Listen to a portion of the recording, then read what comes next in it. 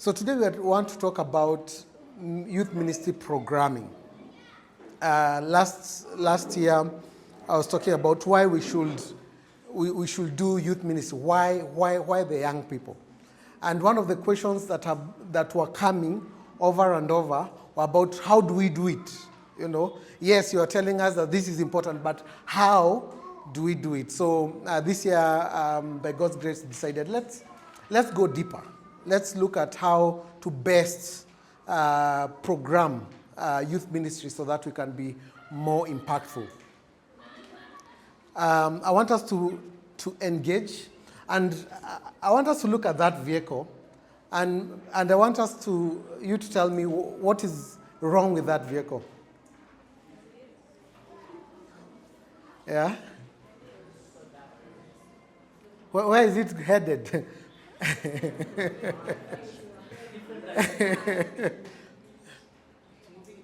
is moving to different. Just imagine you are the driver of that vehicle. Where will you be heading?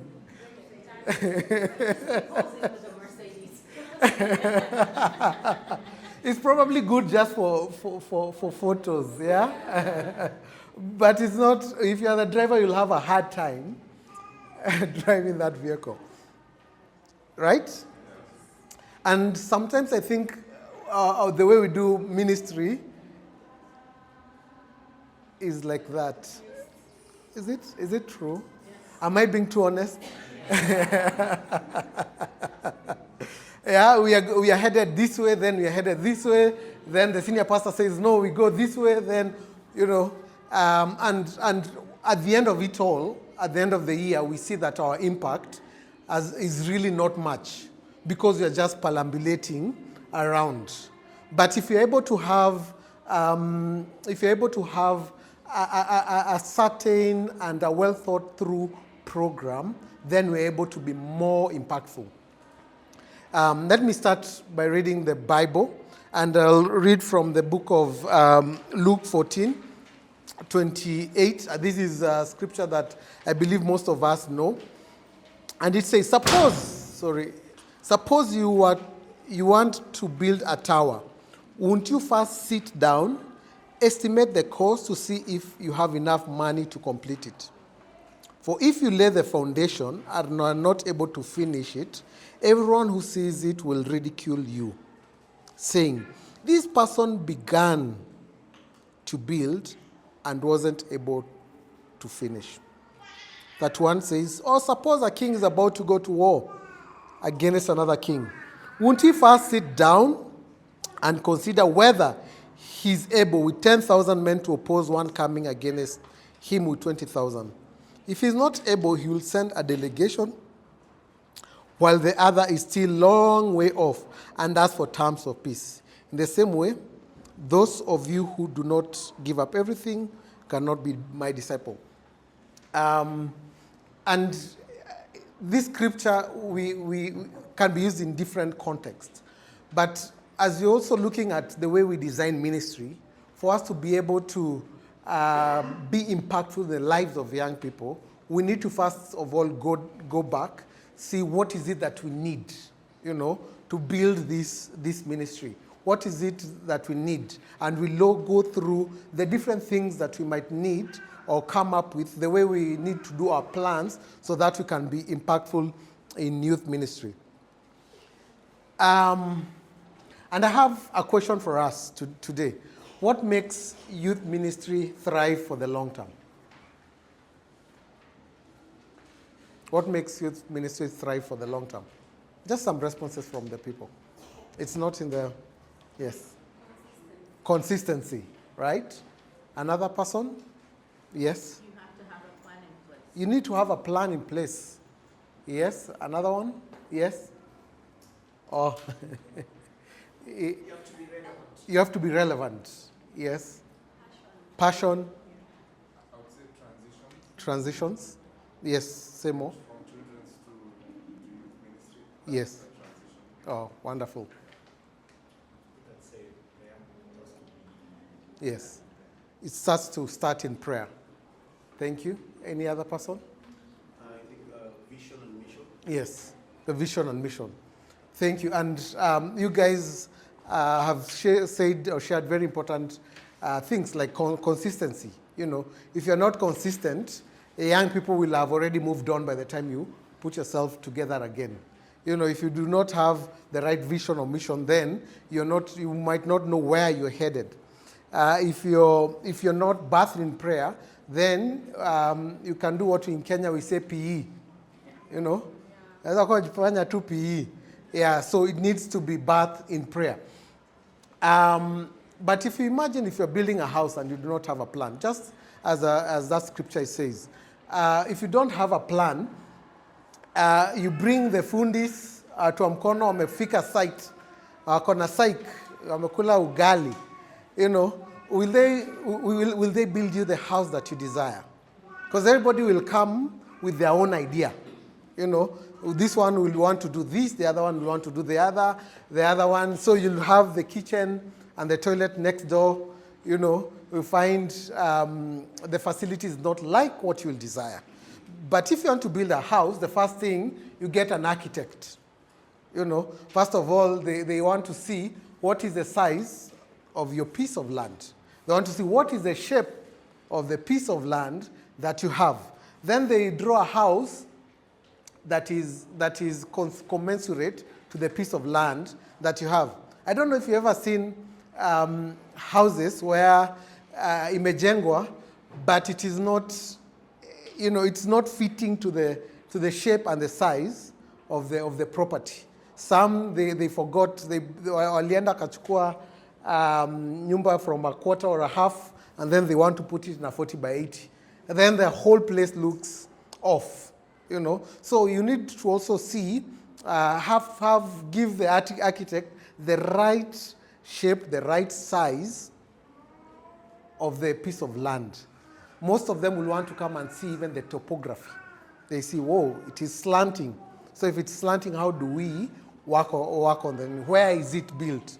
So that when it floods, you're not flooded. So if it's a place where it's very swampy, then they need to lift, you know, at least so that now water can go to the road. So the same, if we do these things in the world, why not in the kingdom of God?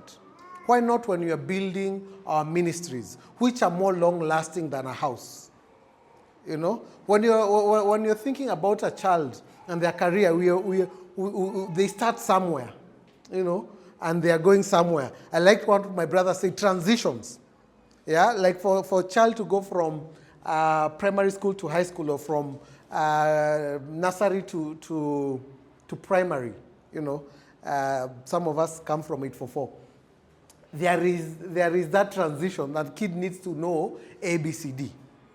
Yeah? So the same with transition in church. If you have a young person who you want them to go to a teens class, what foundation did you build when they were still in Sunday school? These are the things that we need to look at. So many ministries lack clear foundation and direction. Thriving youth ministry does not happen by accident. Do you agree? It doesn't happen by accident, but it's by a purpose-driven. They must be purpose-driven, based on biblical principles and intentional strategies. How often do we come together and strategize when you're looking at the following year? You know, those are the questions that we'll be asking ourselves about. So if you are not clear about what you're trying to do, you'll end up doing nothing really well. Yeah? If you don't know where you're headed, then any direction will take you there, right? So it needs to start with where is it that we are going. So when we look at the Bible, because sometimes we may think that planning is a human thing.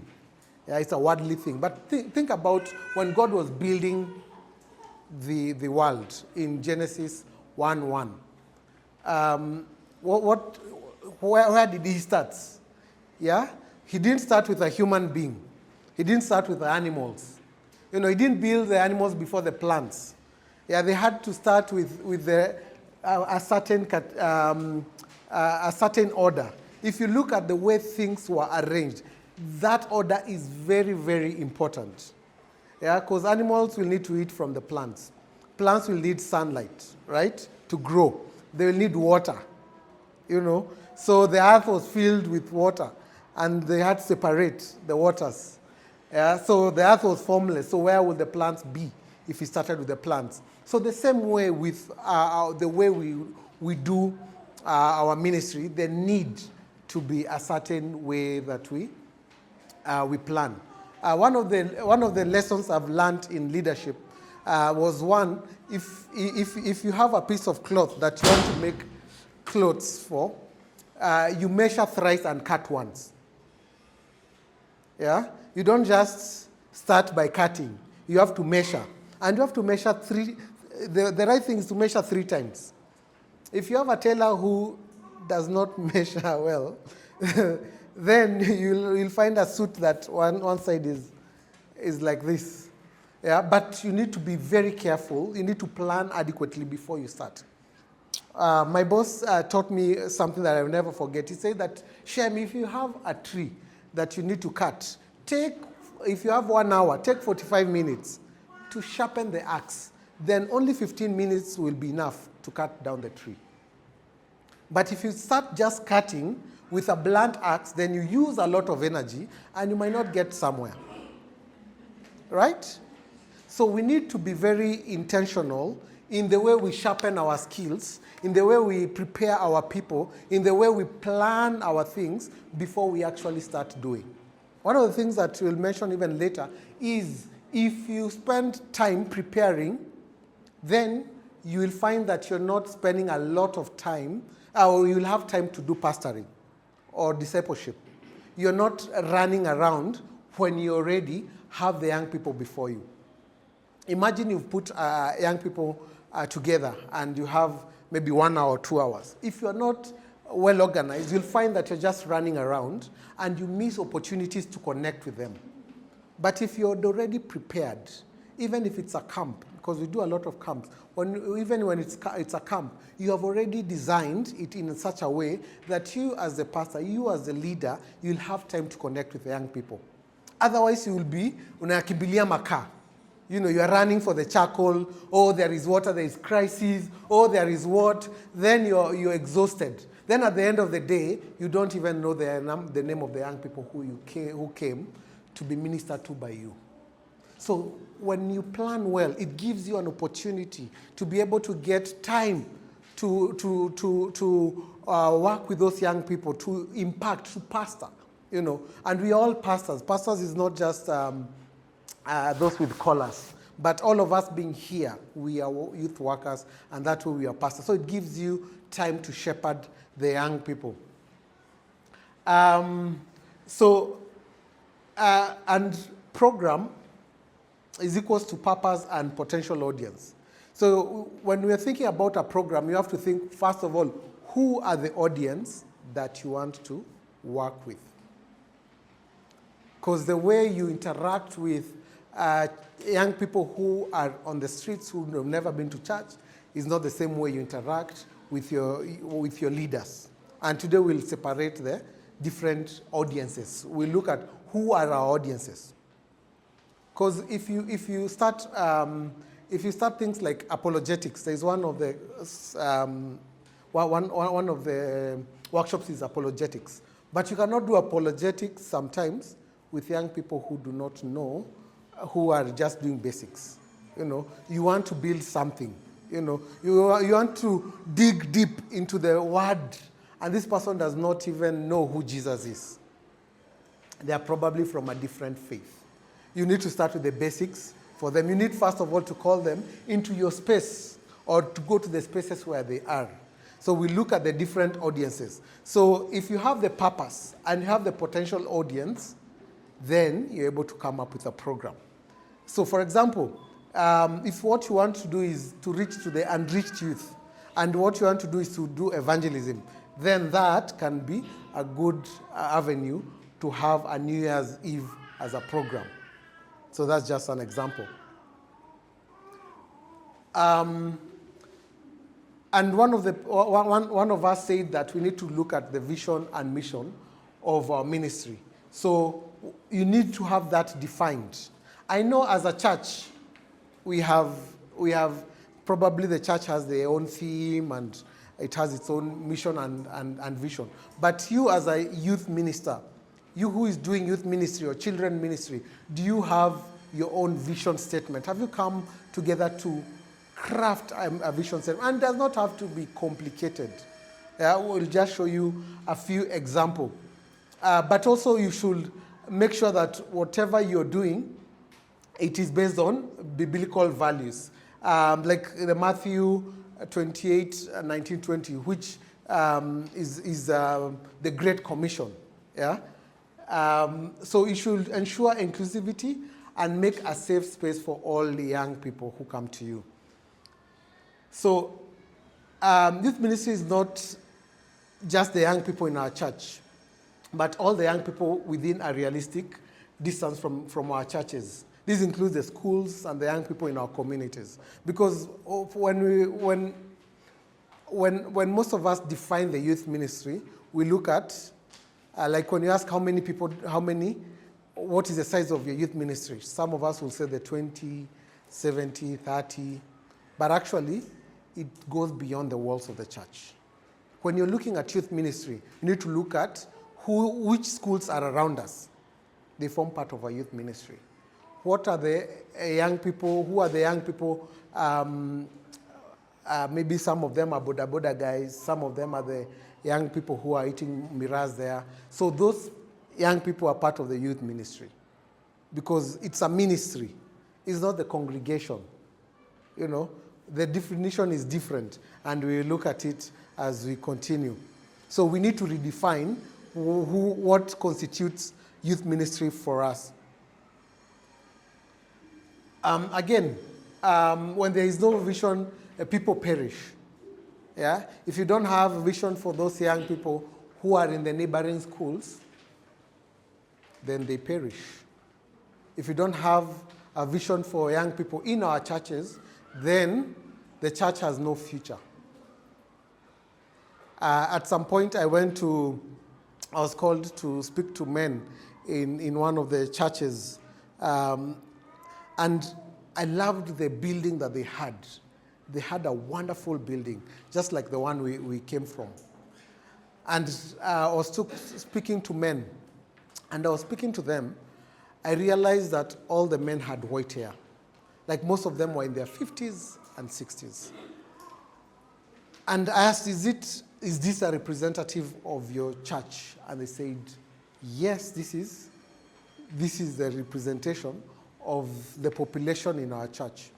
And I felt very sad for them because they had a wonderful new building, but I wondered who will be in that church 30 years from now. Yeah, there'll be a shell, you know.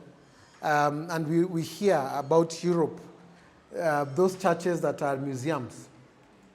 You just go moving from one church to the other. They are all been turned into museums because there are no people in those churches. But they started by not being intentional about the next generation. And why we love KASSCON is because KASSCON is very deliberate about the next generation. And I'm blessed to see all of you because what it means is that we are all very intentional about the next generation.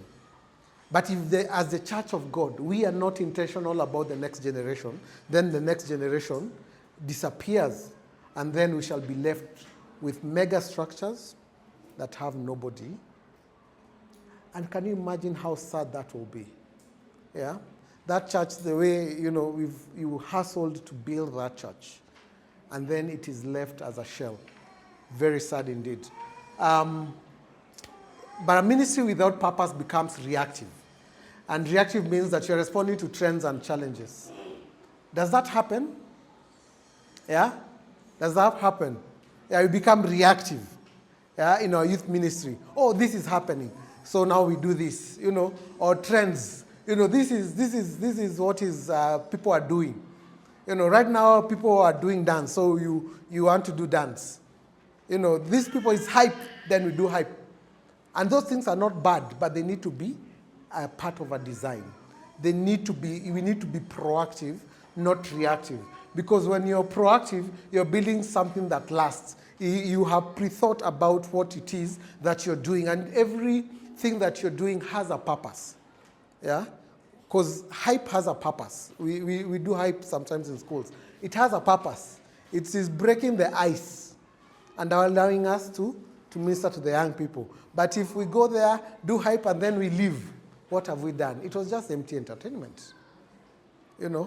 But sometimes if we just go preach and, tell the young people about heaven and hell, and we did not engage with their hearts, then, again, they will just sleep, they will just complain, and the next time they won't want you to go to their schools. So it needs to be proactive. Why are we doing this? Everything that you do needs to have a reason. And at the end of the day, it needs to be going in a certain direction. Then you find that there are many youth ministries that struggle because of these three reasons. One, personality driven. If you have a youth pastor who has charisma and you depend on the charisma, it becomes a problem because we are not well-rounded. We're just hanging on somebody's charisma, and that happens. And you have many churches that depend on the charisma of the pastor. Is that true in Kenya or even internationally? Yeah, and some of us, including me, we may like some certain pastors because of their charisma. And charisma is not bad. It's not a bad thing, but it should not be what is at the center. Sometimes you may have a youth ministry that is event-driven. So you want to do this and that and that and that. So you're always busy, from one event to the other. And events, again, are not bad. But how do we have the purpose for those events? Then sometimes you may have a ministry that is crisis-driven. Yeah? So we only react when issues arise. So if there is a lot of sexual immorality with the young people, then that's what we are pushing, If there is this, then if there is this crisis, then this is what we are pushing without it being us being proactive. So I talked about a purpose statement, and every youth ministry needs to have a purpose statement. And it needs to be clear, and it needs to reflect the biblical foundation. So one example is that we exist to reach, connect, disciple, and equip young people for Christ. Isn't that beautiful? Yeah. So this one I got from Purpose-Driven Life, that church. Yeah. So they say we exist to reach, to connect, and disciple and equip young people. So first of all, you need to reach them. And when you reach them, you need to connect with them. And connect with them, some of them will give their lives to Christ to disciple them. And when you disciple them, you need to equip them to be able to reach other young people. So our youth ministry, that is for that church, exists to reach non-believing students, to connect with them with other Christians, to help them grow in their faith, and to challenge the growing young people to discover their ministry and to honor God with their lives. Isn't that clear? When you're working with such, this is what exactly we are doing. So every activity that you do, you look at it like, where does it fit in this vision statement? Where does it fit?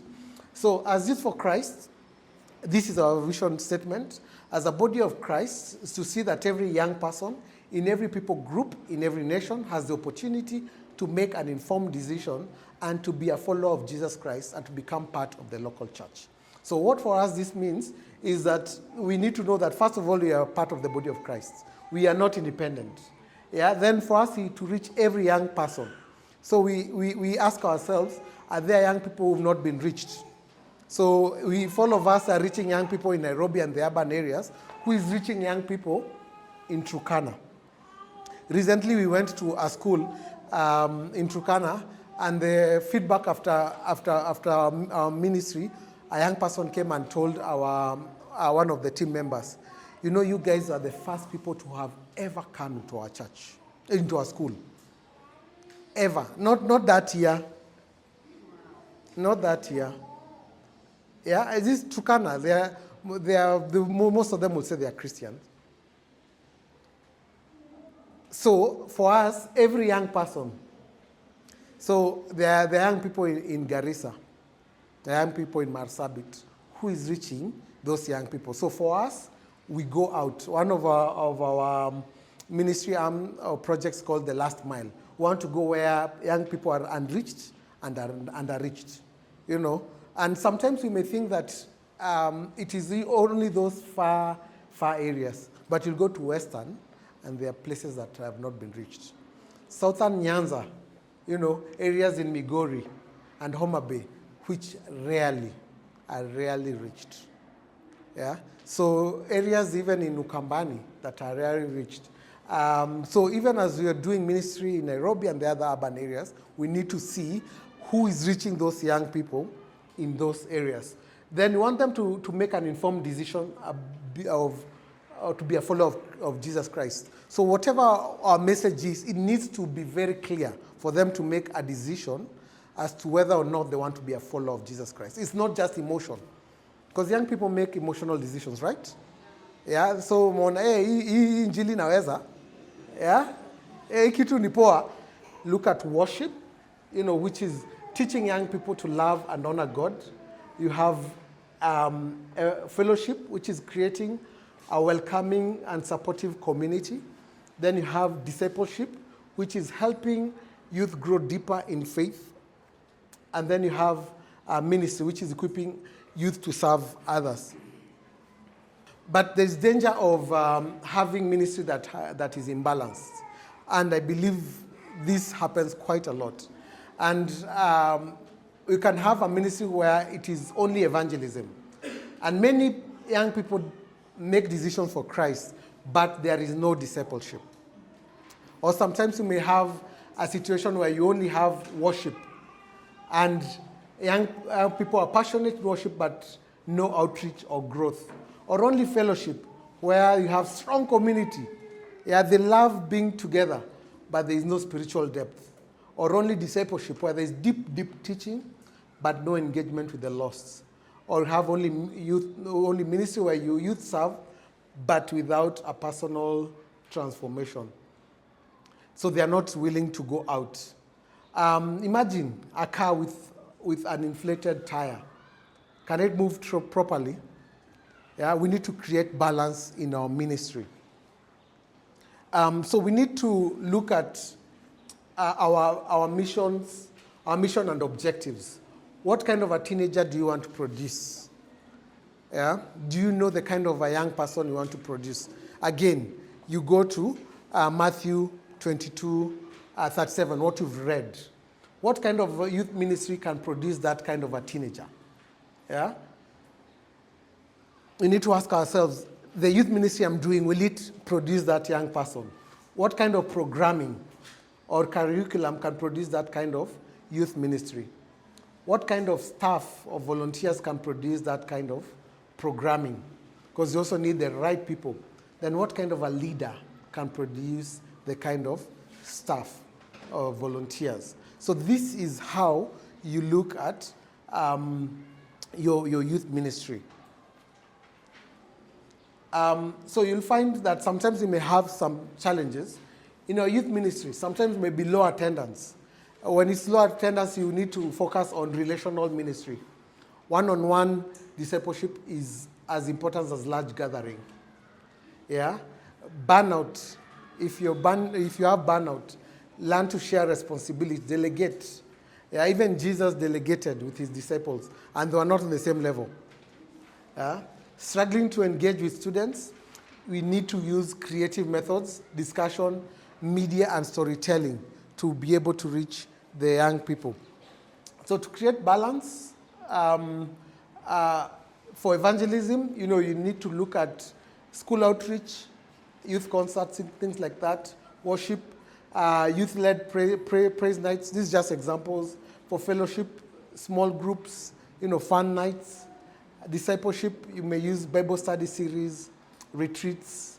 For ministry, you may use community service, mission trips. So this is a way of looking at it. I think I've shared this, have I?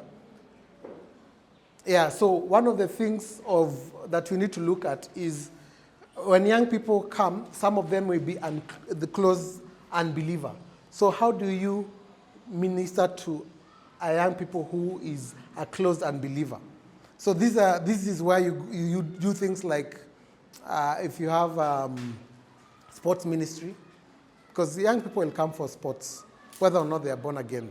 If you have dance competition, things like that, young people, even those who do not want to hear the gospel, they will come and give you an opportunity to hear the gospel. Then you have an unbeliever, but they are open, and these are the young people get converted. So there, the ministry level is evangelism. And then you have a new convert. A new convert will want growth. Yeah, they want to grow in faith. So in your programming, you need to look at growth. Then you have a young established believer, and in that place, what you want to do is now what we call ministry. And you need to have a young person who's compassionate for the lost. Then the last one is for the leaders, which is growing a serving believer. So a young person who is growing and they are serving, and you want them to be consecrated. So another way of looking at it is you have the community. These are all the young people around your church, around you. They are the schools, the young people who are playing games out there, sports. And then you have the crowd. Crowd is a young person who might come to church because they are forced. Yes, they are in church. The parents said, lazima uende. Nani, beba huyu. You know, kama utaenda usirudi kwangu. So they are there, but because they are forced. They have no commitment to what is happening. Then you have the congregation. They have identified with the church. They will come, whether or not they are compelled. But you have those who are committed.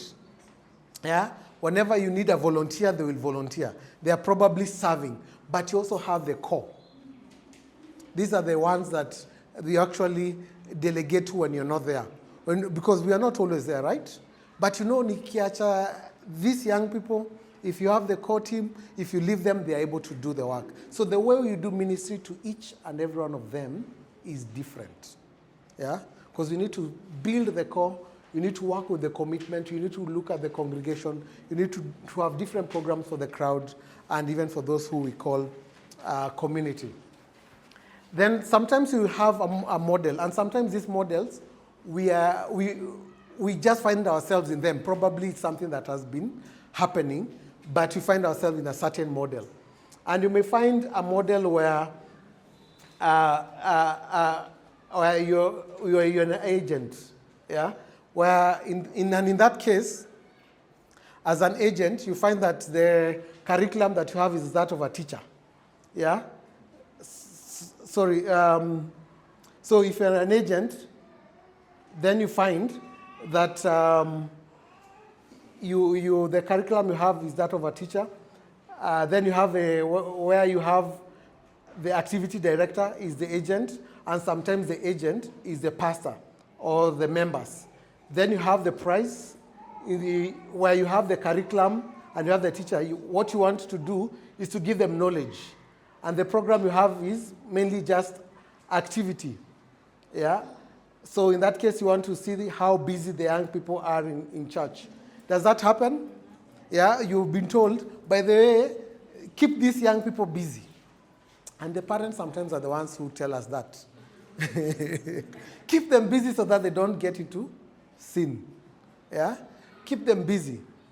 But you may also, the best one is that one of a shepherd, where you want to know how much like Jesus are these kids. That is the ideal.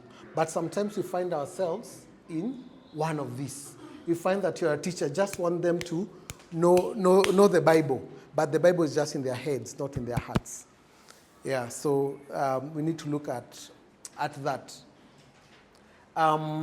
Again, program to the product. What kind of a young person do you want? What programs can help produce a convert? What program can help produce a churched teen? What program will help produce a Bible craving teen? What program could help produce a compassionate teen? So whatever it is that you want to do, you need to look at the end, have the end in mind. So when you do good planning, it gives you a lot of time to do pastoring. If you have little pastoring, little planning, you won't be able to pastor because you'll be running around. Plan your work, and you'll be able to also work your plan. These are different programming levels that we're going to discuss. So there is macro planning, macro budgeting, there is micro programming, and there is also lay staff development and also safety planning. Those are the things that we need to look at. And also know what programming is not. It's not a reward. It's not a party. It's not a recreation, in church. It's not a time killer. Yeah, what are they doing Saturday afternoon? Let them come to church. It's not babysitting. Yeah, make sure that you're not tempted to be a babysitter. That now that kids are out of school and parents are pushing, that we are not just doing babysitting. So there's a place for them, but it should not be the main agenda of what it is that you're doing. So there's macro. Macro is the entire ministry, 1 year. But micro is the every very small steps. It's for the events. That is now what we are calling micro programming. But I want us to look at another way of looking at programs. And in looking at programs, you need to look at events. Events is an activity that is done once. You probably have a celebration, a concert. That is an event. You have a marathon. This is something like 1 week camp. This is a mission trip. This is 2, 3, 4 days. Yeah? And then you have a series. Series is a network of weekly, monthly, events. You have clubs. You have rallies. You have teams, small group meetings. So these are series. So when we are looking at our youth program for the year, it needs to have events, it needs to have marathon, and it needs to have series. Yeah? And all of them need to have a purpose for which you are doing. And when you're looking at planning overview, like when you're looking at our planning, there is the milestone planning, which is 3 to 5 years. Like when you're looking at transitions, yeah, there are young people who are now in Form 1 or Form 2, and in 3 years, they'll be done with school. What will you do with them? Are you planning, or will you plan after they have finished KCSE? Now is the time that you're planning for the KASSCON program. You will be late, right? So, but if you plan mapema, then they find you ready. You've already talked to the church. They've provided some resources for that. Then there is the annual planning. Do we take time to plan our year? Or we just plan, next Sunday tunafanya nini? And it is on a Thursday. Yes. Nani ana preach?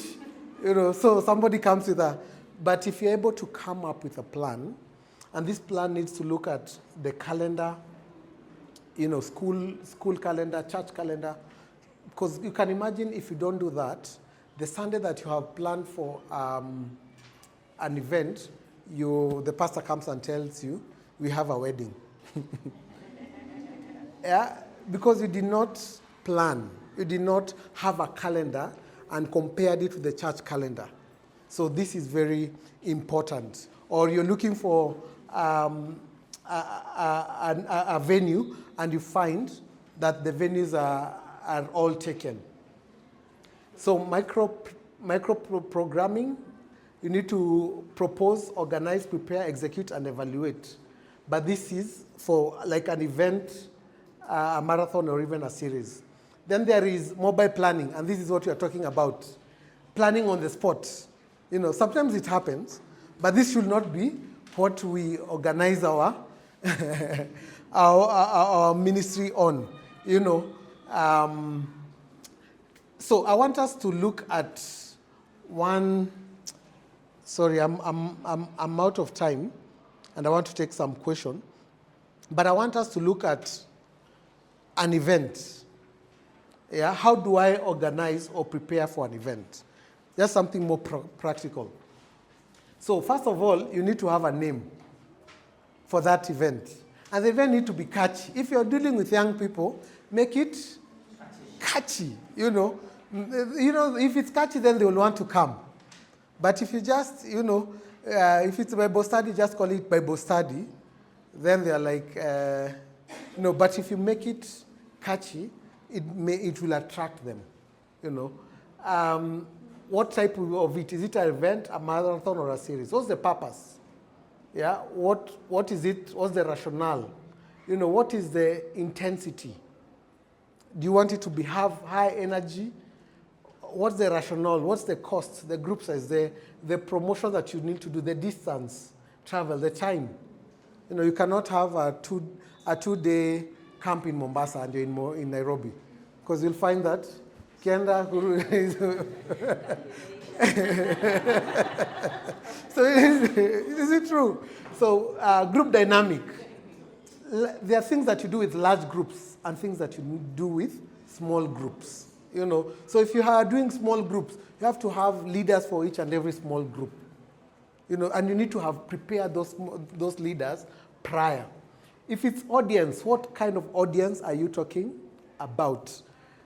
Date, choose a date, choose a day and date. What's your rationale? This is this weekend, before they go to school, we want to do ABCD. There needs to be a rationale, even for the date. Time, what time do you want to do it? What's your rationale again? The location, yeah? The administration, are you the ones doing it, or even parachurch doing it? Who are the staff that you'll use?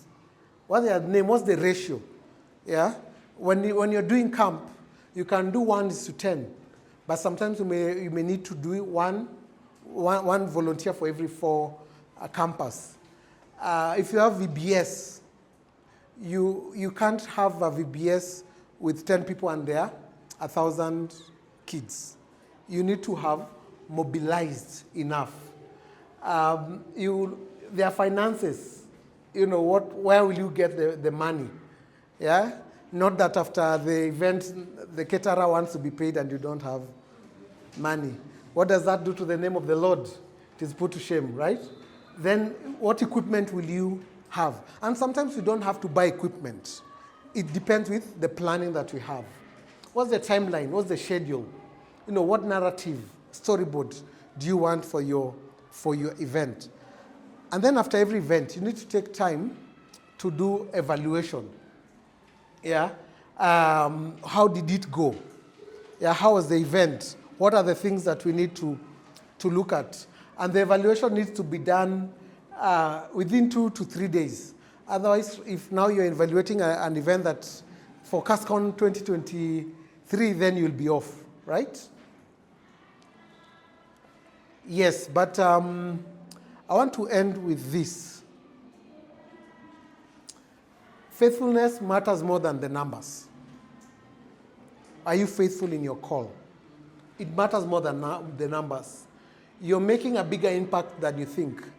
Like 2 years ago, a young person came and she, Shem! He was so excited, and I was like, who are you? I didn't say that, but I came, hugged me, and then told me, when you're in high school, you used to encourage us. I was 3 classes ahead of him. And he told me all those things. I was like, oh, I did. Oh. So sometimes there are people who you are ministering to and you do not know, because they are somewhere behind. So you're making impact that you do not know. This is just an encouragement for us. And God is responsible for the events. after you do all things, and sometimes young people are not getting saved, don't blame yourself. Then you must not bore teenagers. That is the 11th commandment in the Bible. I hope it is there. Do not bore teenagers. The word of God is not boring. Yeah, so we should not be boring to them.